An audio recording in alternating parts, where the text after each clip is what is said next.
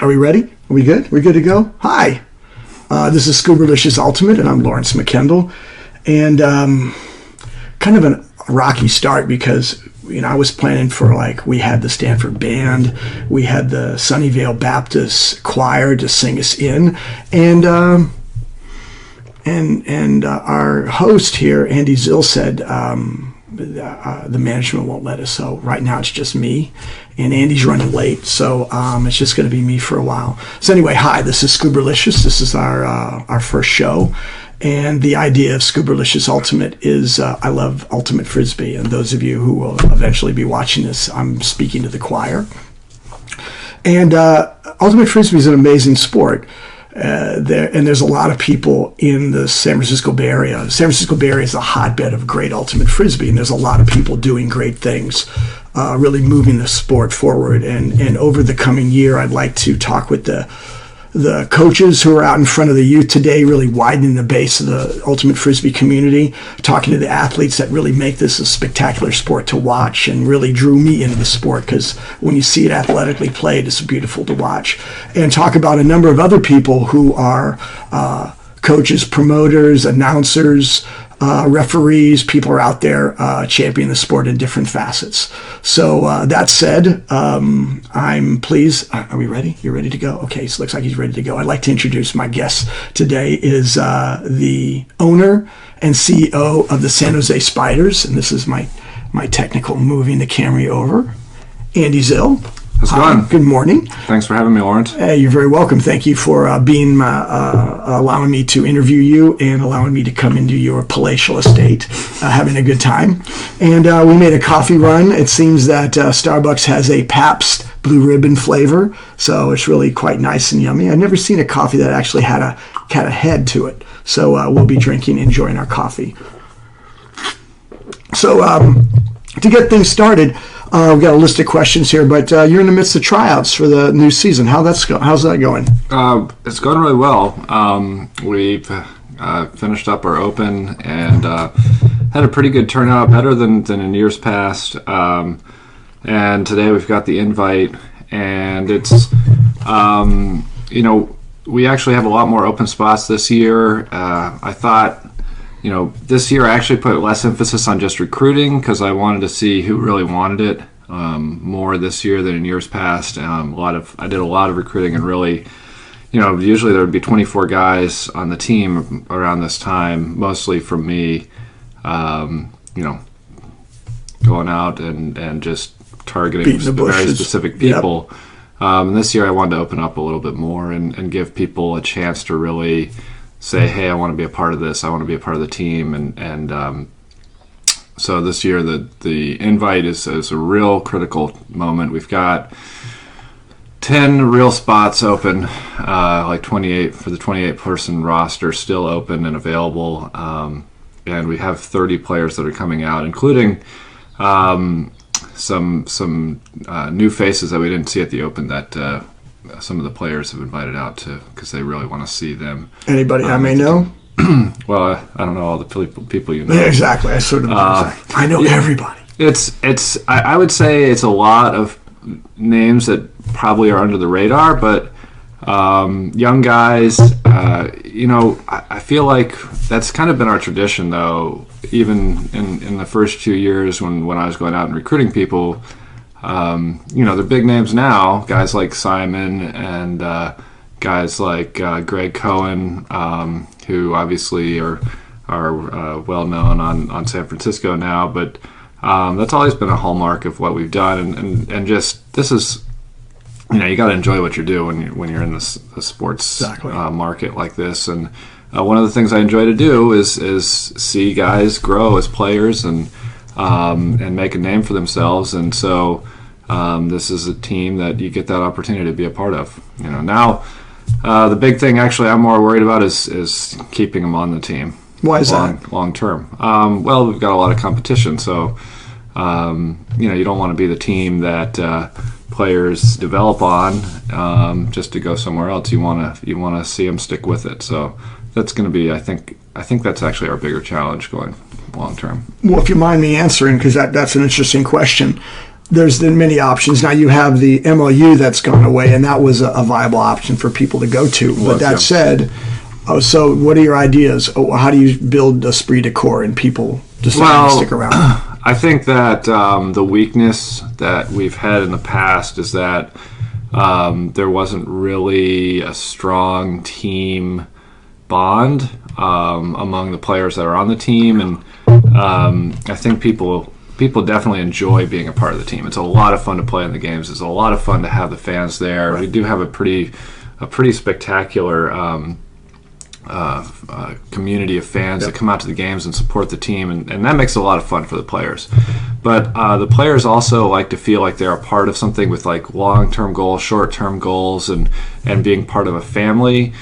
And I think that's actually more important to getting people to stick with it. So I think this year it's going to be more about giving the players a challenge to achieve for this year and going forward. And this was the first year we signed anybody to multi-year contracts as well, which I think for a pro team, you don't really feel like you're a part of the team and really feel like you're the team is yours in the way that I think people think of their club team as theirs. Without a multi-year contract, because as soon as you get locked into a multi-year contract, you're going to be involved in like recruiting. You're going to be thinking about the future of the team and how you can make it better, not just for this team, for years to come, which is kind of the way I think of the team. So let me slightly digress. And I help coach a high school team, and along the same rationale, you're talking about a long-term contract. I'm trying to encourage dye sub really beautiful jerseys, because if a kid is invested in a beautiful jersey, then they're like, I'm on this. I'm in this community. So you're at a higher level going, hey, how can I get these people to really buy into the sport and stick up with the community? You're at a much higher level. Yeah. Well, you also appreciate that. Yeah, it's an interesting situation for you because you probably have more competition maybe with other sports. Sure. But if they're playing Ultimate at the high school, they're going to play on the high school. Granted, our players definitely have pull from, it seems like every other team in the AUDL, it's like, okay, though that team was a champion for 2 years, so obviously that's where to recruit. I mean, right. You haven't experienced having, players saying, hey, I've got a huge contract from this other person. Right. There's no way you're going to be able to match. So we do lose some players that way, which it hurts a little bit. I'm sure. But there's got to be some pride when bittersweet pride when you look around and the landscape is filled with your former players out there, being stars, Well, they were, yeah. I wouldn't mind if they had stuck around a little bit longer. Yeah, third, fourth, fifth crown would be good. A dynasty would be lovely. So with this rationale, is this from like a book you've been reading? Because obviously you're a seasoned veteran. This is not the type of conversations you had starting, and we'll get into that in a second. But you're in a completely different mindset. Yeah, this year is better. This year is a lot better than last year. I think last year it was a little bit of a surprise because I know that we gave a great product for the players to be a part of. 2 championships in a row, and again, just like a great experience because of our, a lot of that has to do with you guys, the fans, being at the games and being so supportive. So it was kind of caught me off guard. It was a little bit of surprise when players were, hesitant to come back right away. So, but this year, I think that, it's a lot easier for us, my wife and I, who manage the team, to take on the challenge of trying to compete in the league, and I mean, it's all about winning a championship. Let's be honest. People, fans, players, they want to win a championship. Totally. And we're faced with that. How are we going to do it? How are we going to get back there? How are we going to win another championship? And to me, it's a long-term approach. There's 24 teams in the league, and you can't expect to win every year. Right. I mean, that's hard. It is not easy to win a championship in a league with 24 teams and so many good teams. So maybe it won't be this year, maybe it won't be next year, but we're looking at how we can build a program long term that'll be in the championships. And I think one of the things that, in my mindset, one of the things that doesn't make it so hard, losing all those players and backing away from, a two-time championship team, is I think for the fans, people love the Warriors now. Like, you see the Warriors play. You see all these great players that they bring in, Kevin Durant and all the players they already had with Draymond and Steph. And there's a level of appreciation for the fans that you wouldn't get if it was, a team like the Yankees.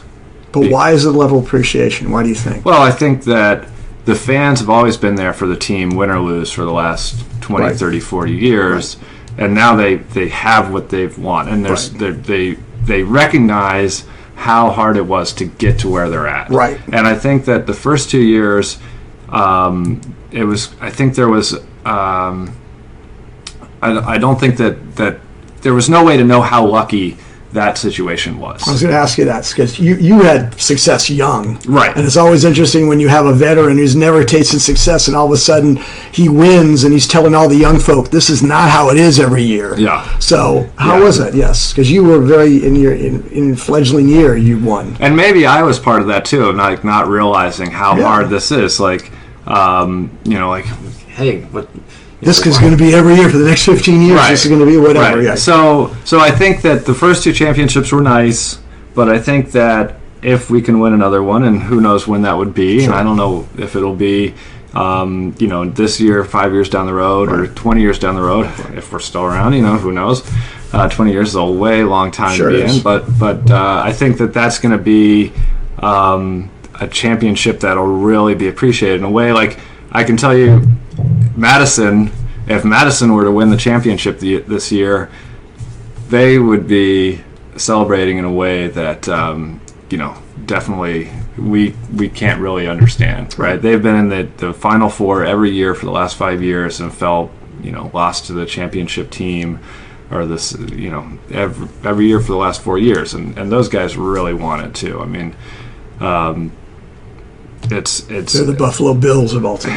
Yeah, I'm rooting for them. As soon as our team's out, that's the team I'm rooting for because I know how much they want it. Right. And, so when we get back to the top of the mountain, I think that it's going to be a long road, but I think that it'll be worth it in a way that maybe being there in your first year isn't. Sure. Well, you'll be able to, savoring, you'll definitely know how to savor it. Mm-hmm. Because you'll understand, absolutely. Yeah, and it would be better for the league if a different team won every year. Sure, absolutely. 24 teams, you roll a die, 1 out of 24 times, it's going to be your team. Well, the other argument is if you are like the Warriors or the Miami Heat, it's always nice to be a villain. You do not have the dynamic of the AUDL that you're actually going around the different divisions, so that villainous situation is not there. That you are the team rolling through town. I think Dallas was a little bit of a villain. Really? Yeah, I guess so. How could you not? But you didn't have interconference. Right, we never played. Yeah. But I'm sure the South.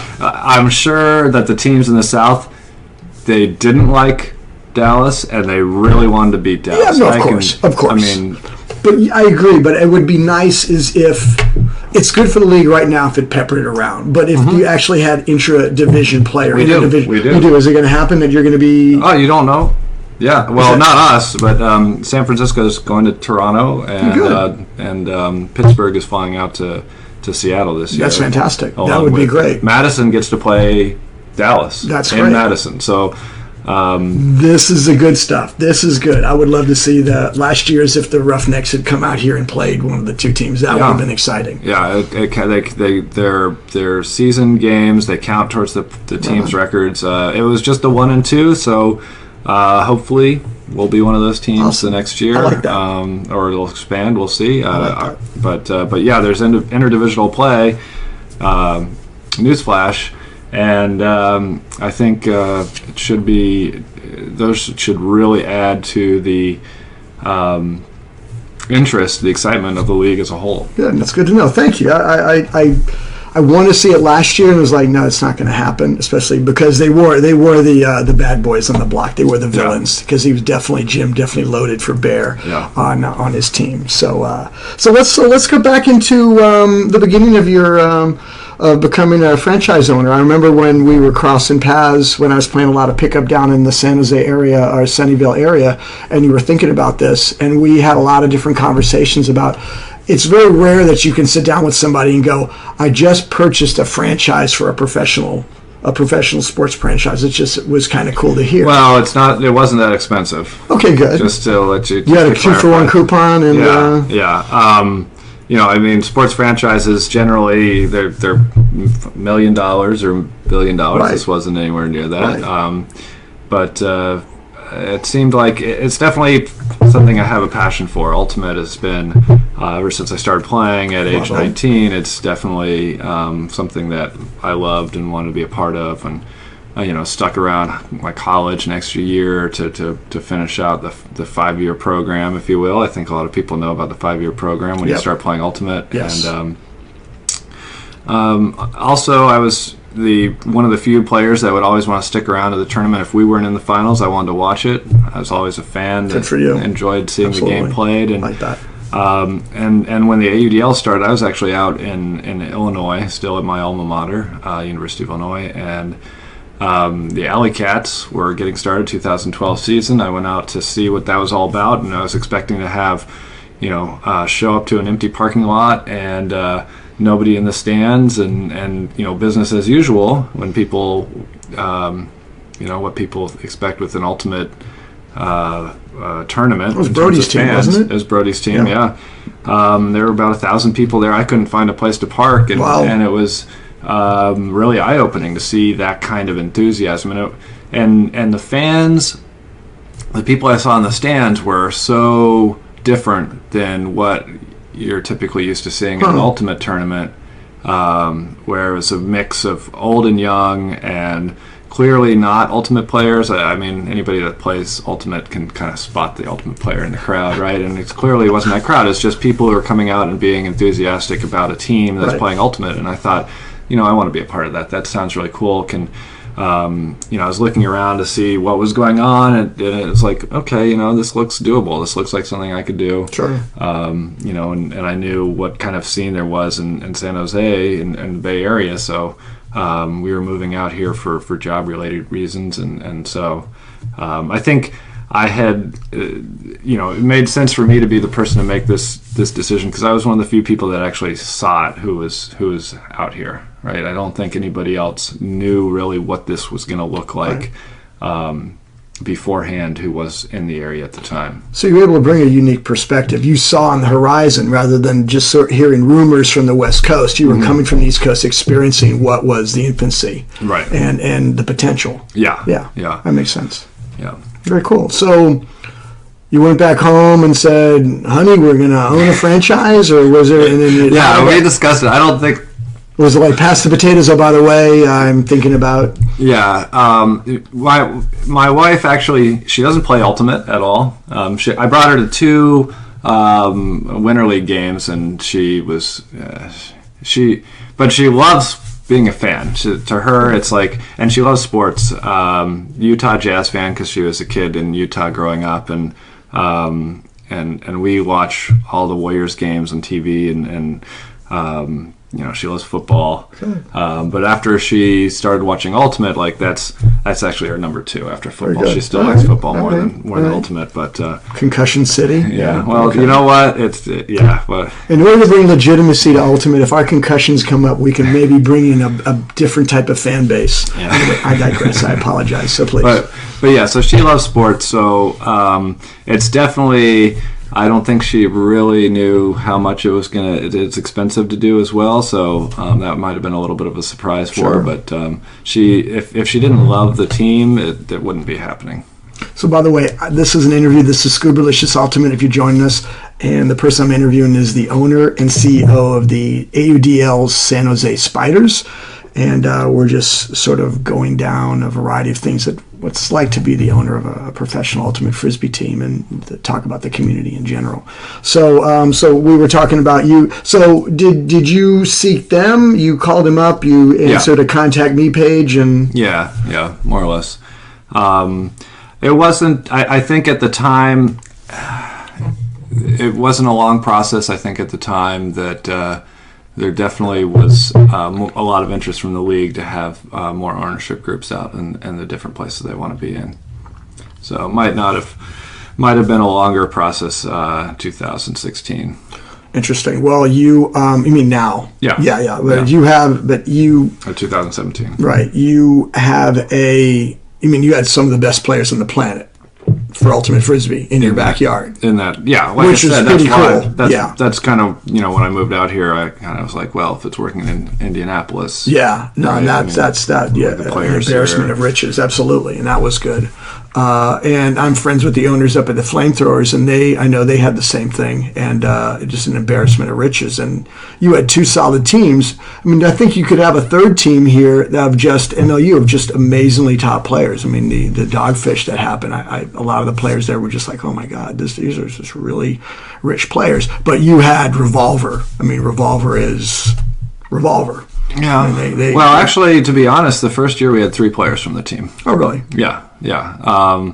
Like I said, I like growing, finding new talent and seeing it grow and develop in the team. And I felt that I actually wanted to stay away from Revolver the first year. I liked having Bo was great, Ashlyn was great, those guys, big names. But I felt that to really establish our own brand, we needed to be our own players. Like that interest in your brand. That's why I really made an effort to give new players an opportunity to play. And I think it definitely helped create a level of enthusiasm we might not have had played. And actually that was also motivated by, 2013, the year before we started, the MLU was around, and they had like 20 guys from that team. Right. And I went to games, and they weren't exciting games.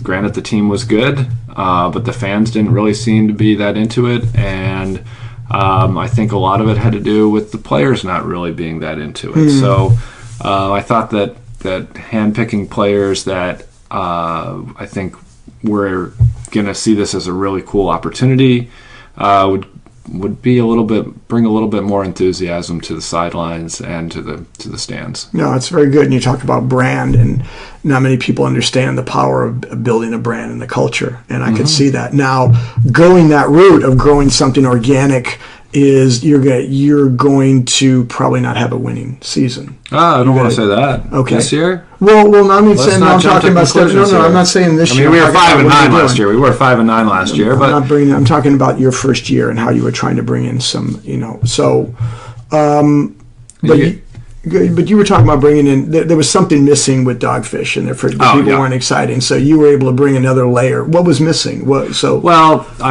I think that the main target for their marketing was the ultimate community, and not just the ultimate community, but kind of like the very entrenched club scene of ultimate players. So I think a lot of the fans would go to the games, and they weren't thinking, hey, these guys are really cool to support and be a part of. It was more like, I could do that, or why aren't I down there, or I'd rather play than watch. And it wasn't. I think to really make it a fun experience for the fans, and the fans are part of the experience. We could put on a superb show, and if there's 10 people in the stands, or if nobody's really interacting with the experience, it wouldn't matter. So like the fans are a big part of the experience. So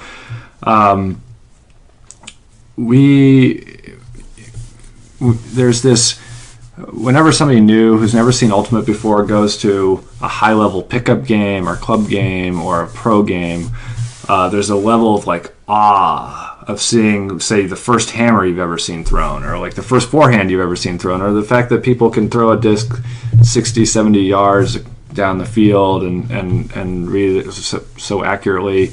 And that was, I think, what was missing a lot from the Dogfish as well that first year that we had is people would come to the games and really treat the players like heroes, because to them they'd never seen anything like it before.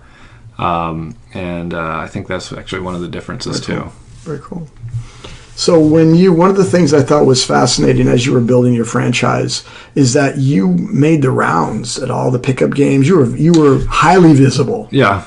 And so I want to step back and go, being in branding and marketing for myself, I understand that power. You grasped it highly. I mean, you did a lot of guerrilla marketing. Yeah. So was this based off of books, but based off gut feel, and what was your objective? I would say it's a combination.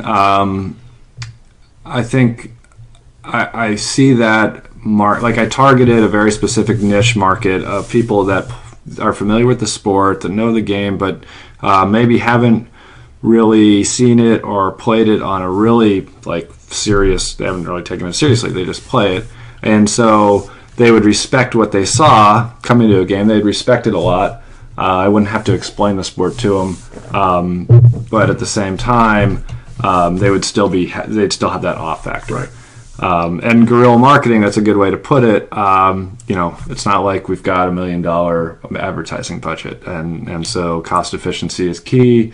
And going out, it's free for me to go to a game and shake hands with people and hand out schedules and stuff like that, and say, hey, this is coming up. So that just seemed like a no-brainer marketing tactic. It is no-brainer, but you executed that. And that was the thing that I'm going to knock, because that's cold calling. I mean, you were going to a community that knew you, so it was less cold calling, but still you got out there and you were selling the product. You were the face of the product. Yeah. And I think that's unfortunate, because it really should be the players that should be the face of the product. Sure. And I can only keep that up for a year or two. Of course. And that's actually something I need the players to be a little bit more involved with this year, and I'm going to try to work with the players to be more involved with that kind of community outreach, because I think it's more fun also for the fans if they go to the games and they feel like they know people, right? I mean, and that was the advantage of having big names like Bo and Ashlyn on the team. Like, people would come to the games and they would feel like, hey, I know that guy. I want to see him. Sure. Yeah, there's a pre-made connection that I think we were missing last year, because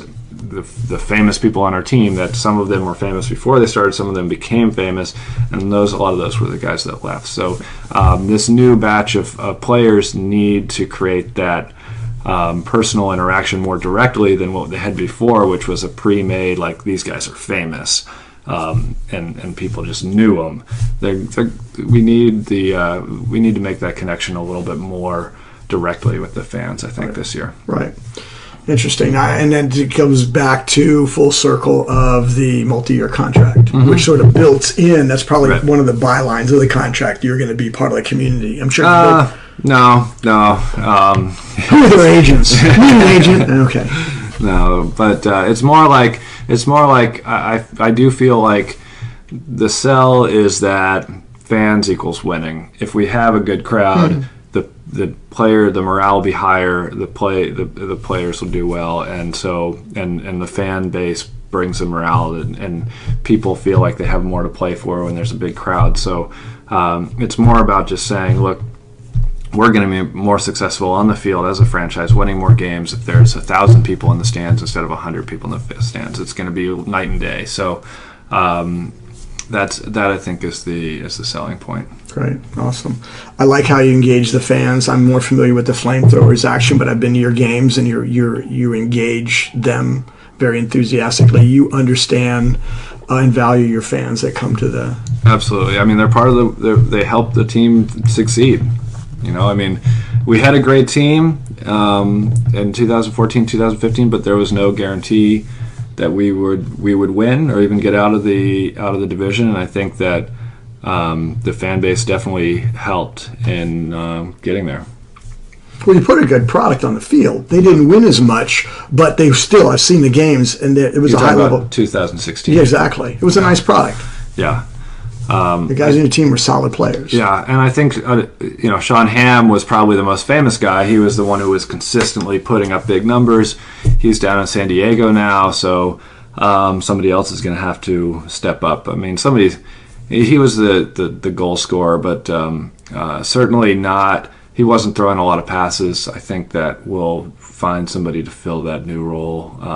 It's not going to be fetcher, just go deep. Yeah, it's not a game changer.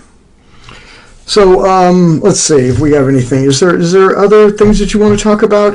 You got noticed that you brought in Tyler Grant to be a new coach. I've played a couple tournaments with him, a beach tournament in Boerho. Solid guy. I've had some nice conversations. A solid guy and well decorated. I mean, winning follows him around. He's won, I think, 4 national titles with 4 different teams, and he is a huge fan of Ultimate. He's kind of, I don't want to use the word nerd, but he likes Ultimate in a way that I think might be considered unhealthy for other people. I appreciate that. No, he is under the. I'm everywhere. He's everywhere. Netflix. Yeah. Unhealthy levels. Interesting. I've never actually heard that. Ultimate Frisbee. I would say the same thing about myself, but I salute you, Tyler. He's very organized. He's willing to put in a lot of time, and he has a lot of respect from all the players on the team. So that's really nice, and it's something that we haven't had in the past is having a person who's like dedicated sideline coach. He has the players' ears too. I mean, they're going to listen to him. Right. It's a lot easier to tell people stop throwing the disc away when you're on the sidelines than when you're on the field and you're the one who's throwing the disc away. So are you saying that? Well, I know. How do you interpret that? Sorry, Kevin, but I can imagine the struggle that Kevin had trying to keep people in check. Right. He was the hawker on the team who, the guy who throws the most scores is probably going to be the guy who has the most turnovers. Sure. He's supposed to, tell other people, stop taking. Do as I say, don't do as I do. Right. Stop taking reckless shots. Right. But, that was his job. So it's a really tough situation for him to be in. Interesting conversation. I'd love to have more of that conversation about, you have a player coach, and your job is to be, if you're the handler and you're taking shots and you're throwing away, it can be a 50-50. And when I talk to my players in the high school team, talking about, picking and choosing your spots and when to, take those shots when maybe the odds are not in your favor, but you have somebody going deep that can handle them. So I'd love to have that conversation with Dollar, and maybe that will happen. But yeah, that's interesting how you put it there. Yeah. So Tyler's not going to play. He's simply going to be coach. No, and he's got I think he's got a knee injury keeping off of the field too. Those knee injuries can do that with this sport. All right. Excellent. So we're going to sort of wind down here. I'm sure when we get done, I'm going to think of a number of questions. And a lot of these questions I've had over the years with Andy. We've talked about a number of topics, so we're just sort of scratching the surface. In 2024, it's predicted that the Olympics will have the Ultimate in there, and it sounds like you have some doubt. But we've been trying to be in the Olympics right? I mean, that was the way to really get the sport out there for the last 50 years. Exactly. Right? 50 years, but whatever, a long time. The carrot is out there. I believe it's going to happen, but it's not out there. It has not been. I don't know. Okay. I'm not involved. We aren't involved. So this is the hypothetical. I said. So if it was to rear its head and it's going to say 2024, how will it manifest? How will it? What element of the game what product will show its face in the Olympics? Oh. Will it be beach? Will it be field? I don't know. I don't know. Come on, pick a lane. Don't be indifferent. This is. I would prefer it to be field. Okay. Why? Well, I mean, I think. Why? Because I think, right now that's the main, most competitive way that it's played right now. Okay. I think beach is. I wouldn't want Ultimate to be pigeonholed as a beach sport. I think if it was in the Olympics as a field sport, it would be able to be played across the country. Everywhere there's a soccer field, you could play it. Interesting. You can only. That's a great point. You can only play beach in a state that has a beach, right? I mean, a lot of sand. I mean, you can. Yeah. So let me go with my theory, because I think you bring a very valid point. I thought, for the circus aspect and viewership, that they would introduce it on sand.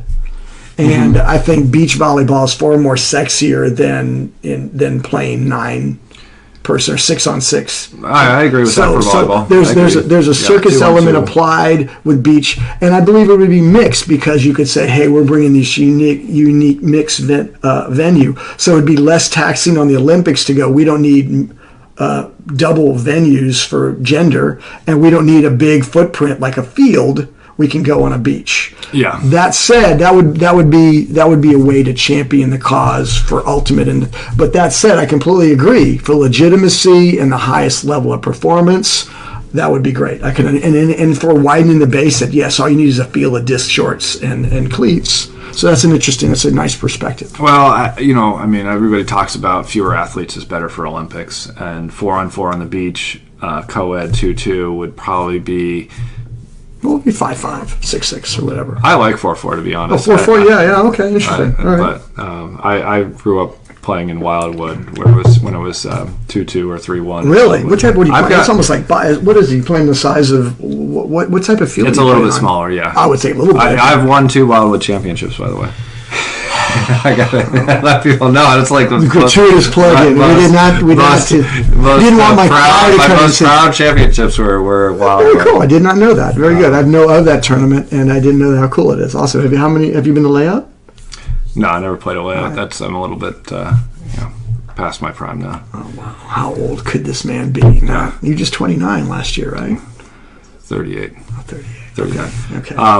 But anyway, yeah, I think that either way it helps us a lot if it's in the Olympics. I don't know, 2024, what's that, 7 years from now? Right. So I'd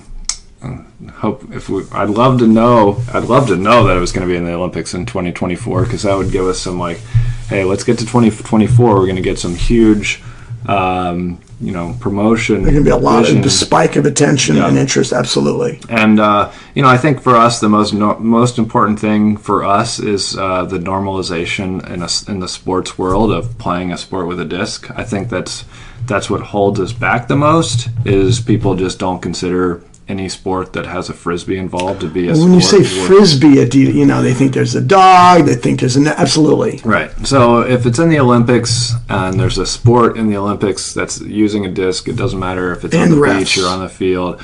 I don't even know what it's going to be in the Olympics. It might be observed. It might be with refs. It might be some element. Yeah. Who knows? I don't think that really affects us very much at all. No, I think it affects the legitimacy in the layperson or someone who's just peering in, and that's the rationale. Well, I mean, the purity of the sport is calling your shot, and so spirit of the game, and that's where the people who join the sport appreciate. But for bringing in people who are the unwashed, then having refs are great. And I say this sort of like, and I say this facetiously and seriously, if there's more contact, some more football area, that would bring up the sport. I'm not promoting that. I play the sport because it's a non-contact sport, but you'll see other people giving interest when you have the chances of some gladiator-esque men or women.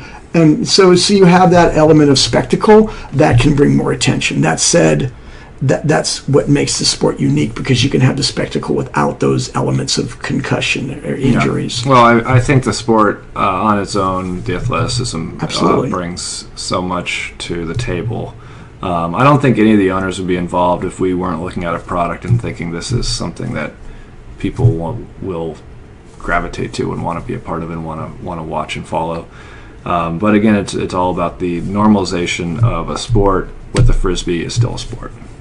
Yeah, absolutely. I mean, when I talk about playing ultimate, it's just, I think my kid played that, or I think I played that in elementary school, or did it come with a dog, or I play frisbee golf. Everybody knows what I'm talking about. So it always amuses me when you have the Barry and you've got pro teams and you've got high-level club teams, and still this is a sport below the waterline. And I see it probably in a different way than a lot of people, because we do paid ads on social media, and we don't necessarily target ultimate players when we do paid ads. We target local people.